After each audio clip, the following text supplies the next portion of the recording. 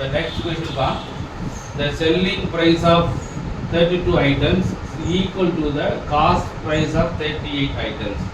Find the profit அப்படின்னு கேட்குறாங்க. அதாவது செல்லிங் ப்ரைஸோட 32 ஐட்டம் வந்து எதுக்கு ஈக்குவலா, காஸ்ட் ப்ரைஸ் ஆஃப் 38 ஐட்டம்ஸ் ஈக்குவலா. அப்போ நம்ம என்ன செய்ய போனாங்க, 32 into selling price is equal to 38 into cost price, ரெண்டுமே ஈக்குவல் பண்ணிட்டாங்க. இப்போ செல்லிங் ப்ரைஸ் பை இந்த காஸ்ட் ப்ரைஸ் மல்டிப்ளோ தான் இங்கே டிவைட் ஆகிடும்.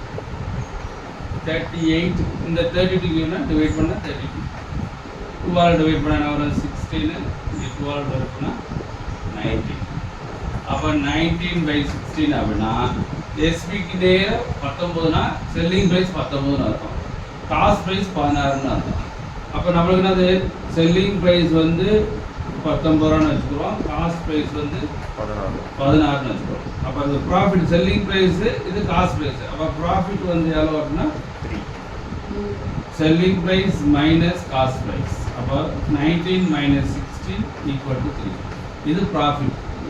அவங்க எங்களால் ப்ராஃபிட் பர்சன்டேஜ் கேட்குறாங்க. அப்போ ப்ராஃபிட் பர்சன்டேஜ் அப்படின்னா நமக்கு என்ன ஃபார்முலா தெரியும், ப்ராஃபிட் பை காஸ்ட் ப்ரைஸ் இதுதான் ஃபார்முலா, நார்மலாக ஃபார்முலா பேஸ். அப்போ ப்ராஃபிட் வந்து எவ்வளவு, 3.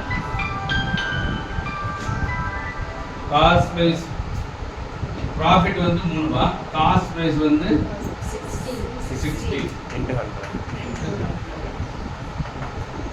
அப்போ கேன்சல் பண்ணமாக 8, 54, 25. அப்போ 75/4 டிவைட் பண்ணிங்கனாக்க 1 4s are 4, remaining 3, 8, 32, 3/4%. டெசிமல் கூட இருக்கலாம், 18.75%. அப்போ 18.75%. இது வந்து நார்மலாக ஃபார்முலா பேசப்படுறது. ஷார்ட்கட் என்ன அப்படின்னா, எத்தனை விற்றா எத்தனை லாபம், ப்ராஃபிட் பர்சன்டேஜ் ஈக்குவல் டு எத்தனை விற்கிறீங்க, 32 விற்றீங்கனாக்க 6 லாபம் இன்ட்டு 100, அவ்வளோதான்.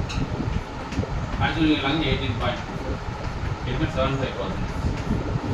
இதே எக்ஸாம் பாயிண்ட் ஆஃப் வியூ. இது வந்து நார்மலாக இப்படி தான் செய்யணும். எக்ஸாம் இப்படி செஞ்சவங்க டைம் ஆகும். ஆனால் ஈஸியஸ்ட் விட எத்தனை விற்றா எத்தனை லாபம், 32 விற்றா 6 லாபம். கேன்சல் பண்ணால் 18.75 வந்துடும். புரிஞ்சுதா? இதே ஷார்ட்கட் ரொம்ப முக்கியம். எக்ஸாம் பாயிண்ட் ஆஃப் வியூ இப்படி நீங்கள் செய்யணும்.